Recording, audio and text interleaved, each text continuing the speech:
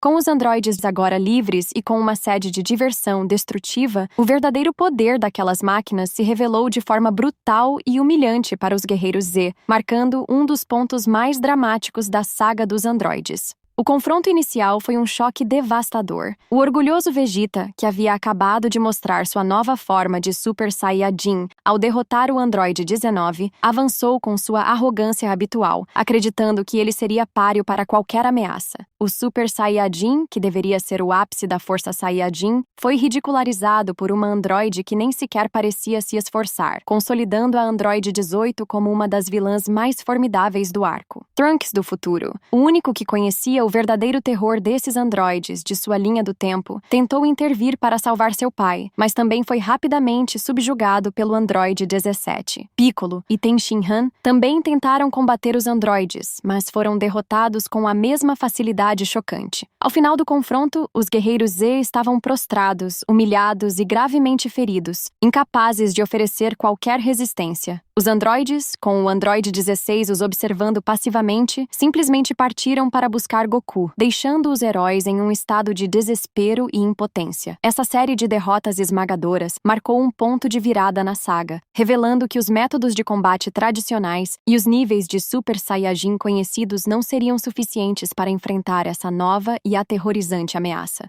O mundo estava à mercê de máquinas com poder ilimitado e moralidade inexistente, e a saga dos androides estava apenas começando a mostrar seu verdadeiro terror em Dragon Ball Z.